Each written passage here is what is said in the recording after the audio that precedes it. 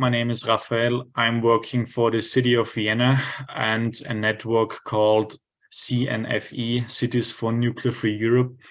And first I want to talk a bit about our network. CNFE was actually found in 2011 as a consequence to the Fukushima accident. And the idea was to unite European cities which are against the use of nuclear energy. Our current chairman is Jürgen Czernohorski, which is a city councillor of Vienna, and we are having 32 major European cities as members. And our main tasks are actually to inform the public and possible decision makers about the risks of nuclear power plants.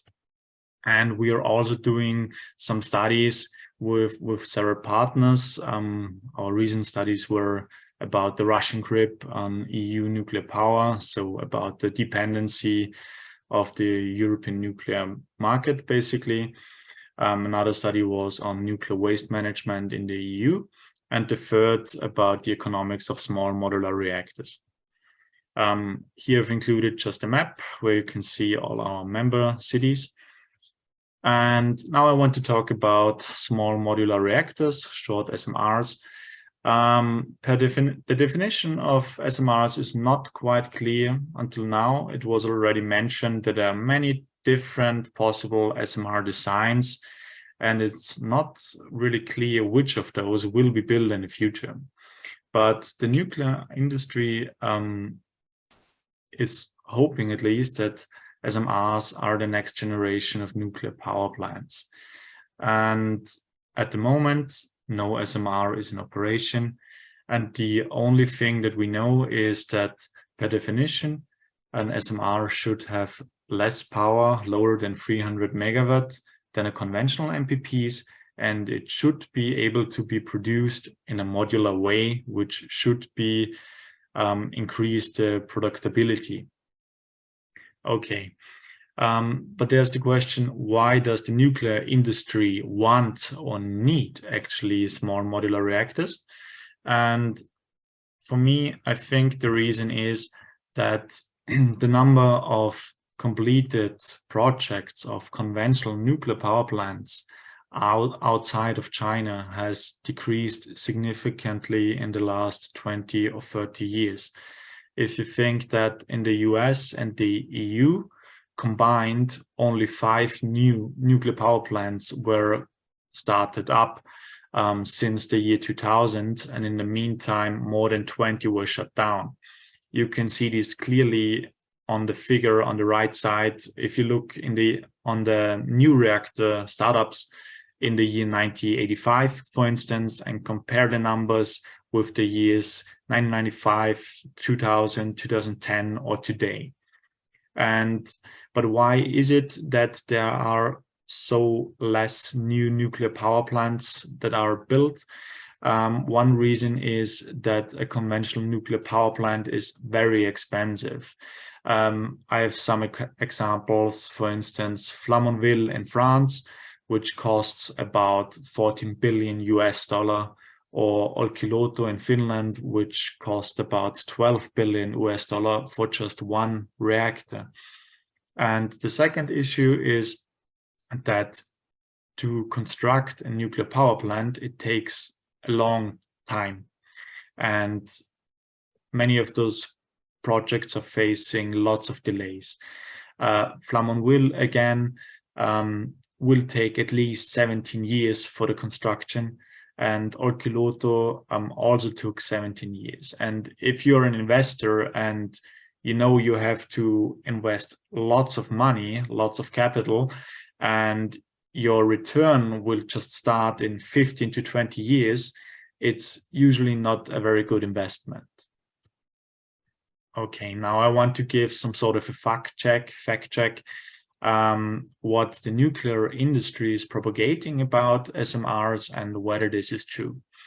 It is claimed that SMRs are cheap, that they can be built very fast, that they are safe, that they are a deal breaker in the fight against climate change, and that they allow energy independence.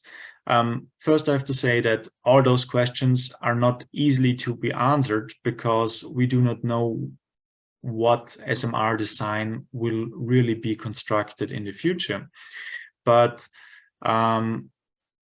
it is, of course, stated that SMRs are cheaper than current reactor systems because they can be produced in a modular way, and therefore it is assumed that the production cost will decrease if a large number of those designs are built.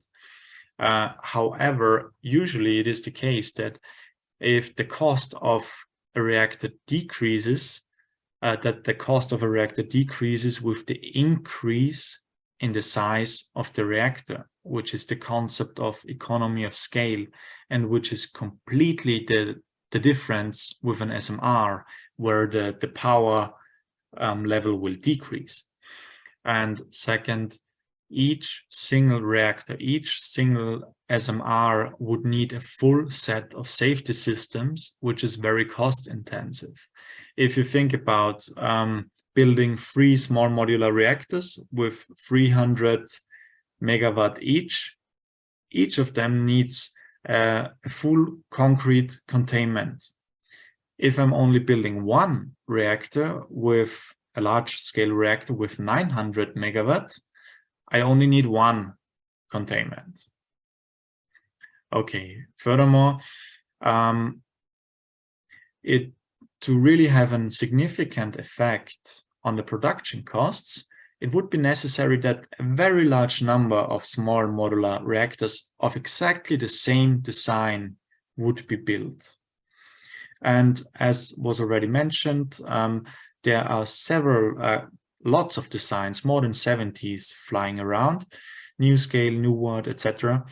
And at the moment, does not see that it's very likely that we will see in the near future a very large number of SMRs of the same design in the construction phase.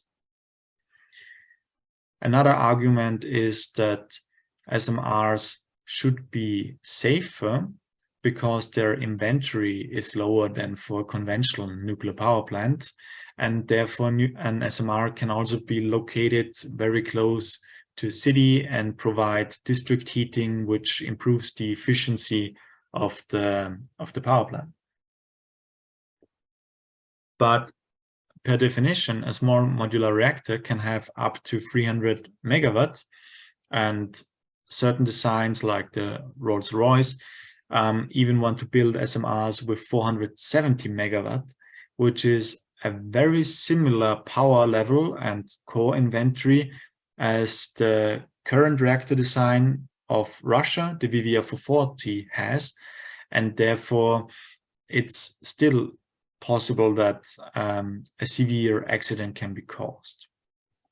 Furthermore, if they want to focus on SMRs, a larger number of reactors would be necessary for the same energy output than for conventional MPPs.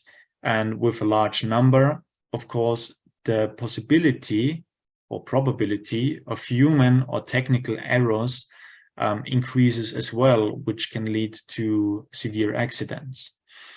And if you think that if an SMR is built right next to a city, then in case of a possible accident scenario, the evacuation time would be practically 0. Okay, another argument is that SMRs should help achieve energy independence by allowing to replace energy or electricity imports.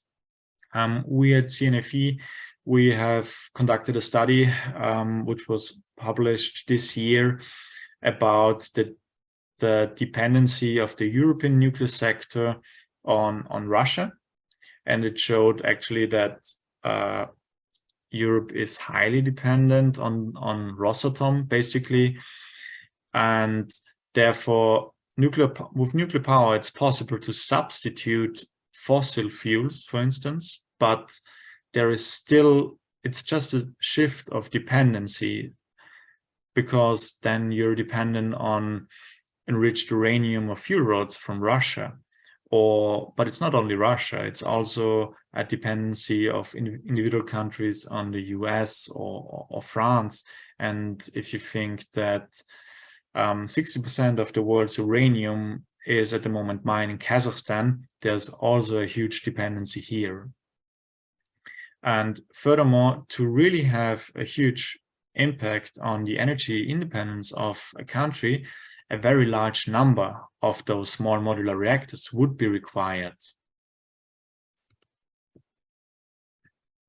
Okay, and the last argument that can be heard is that SMRs are able to replace fossil fuel energy and are CO2 neutral and are therefore a good weapon in the fight against climate change.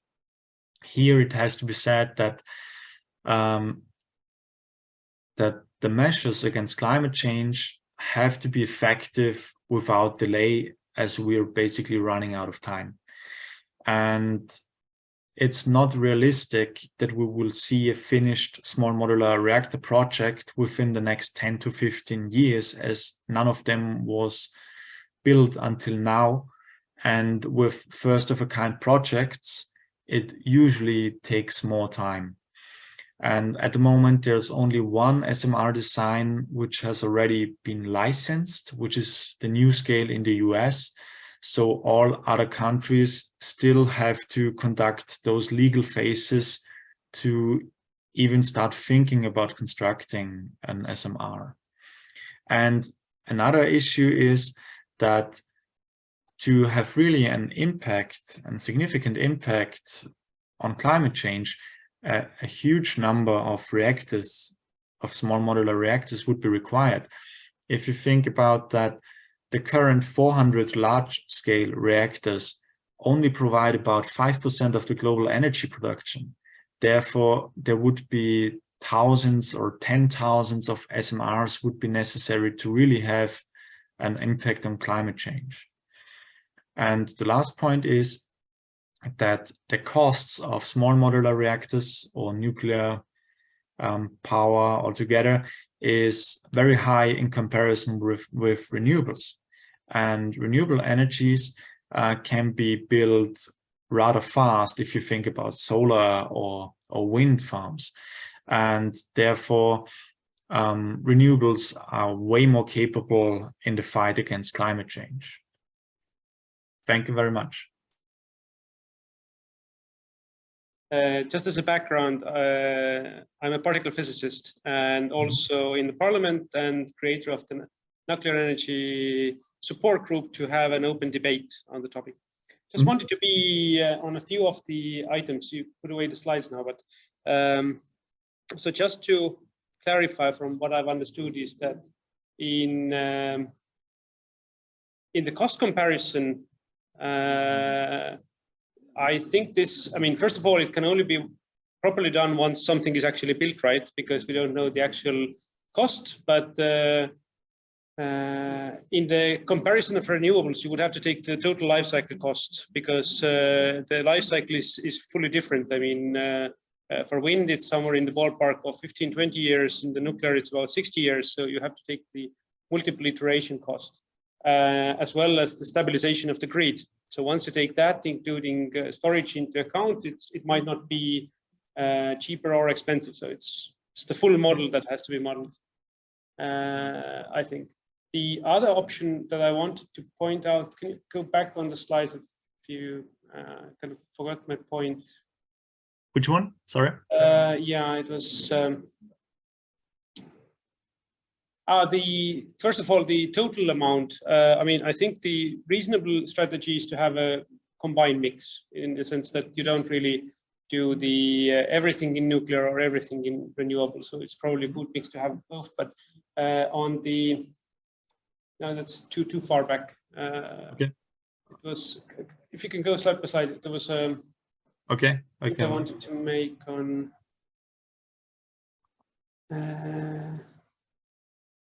yes, the dependence. I mean, this is of course understandable. It's the historic. I mean, Russia has been doing a superb job on getting everyone on their tit, either it's gas or uranium or wood or coal, or so essentially all the resources are their market. The good part about uranium is that, first of all, most reactors have a substantial stockpile because they usually have a pre-plan for like 5 years or something. And usually the difference in the fuel composition is not that big that you cannot swap from one source to the other. So usually during your fuel life cycle, you can swap. As far as I know, already a number have already swapped from Russian sources to Canadian sources, etc. And if we consider that a lot of power plants have gone offline, then with current production rates, probably the current existing ones can quite easily be swapped from the Russian sources to non-Russian sources. That was just the point I wanted to make on the dependence. But I do agree, a lot of the current fuel in the European reactors does come from Russia. Okay, if I can respond. Thank you very much for your comments. First of all, you mentioned that nuclear power plants can be used for 60 years, and for instance, wind turbines can be used for 15, 20 years. We are seeing, for instance, in solar plants, we are also seeing that they can be also, solar power plants can be also used for like 3 or 4 decades now. So there's also an increase in lifespan here. And in cost in nuclear power, you have to consider that if a nuclear power plant is running for 60 years, you usually have to renew certain parts of it. And the costs is very high on that end. So usually you cannot compare the cost of those two technologies. And regarding the fuel, it is true that there are ideas, or that it already happened, that there is a swapping from Russian fuel. It happened in Ukraine, for instance. The VVR 1000 reactor design, they started using fuel from Westinghouse for a couple of years, but they also had some issues with it, and they swapped back to Rosatom. And now they want to again use more Westinghouse. And for the VVR 440 reactor line, for instance, it is not so easy to get away from Rosatom. It happened once in Finland. There were some projects on it, but they were not very successful, as I know. And it's not only about the fuel, it's also about the services of the reactor. It's about the total reactor. If you think that Rosatom or Russia is the manufacturer who is building the most nuclear power plants at the moment in many countries in the world, for instance. And it's not only the dependency on Russia, it's also the dependency that we're facing on the US as well, or on France, on Framatome, for instance. Yeah, I'm fine with dependence on Yeah, I will squeeze one more question regarding cities, because in Estonia there's been this siting study now of different locations, and one promising area is right next to the capital city of Tallinn, which we are here at today as well. So my question is, if a city wants to become this anti-nuclear city, when should they do it? Should they do it when they have this threat of becoming a nuclear city, or after it's being already started to be built, or as soon as possible? Like, what's the time frame, or is Tallinn too late already, or not? I think as soon as possible would be the right choice.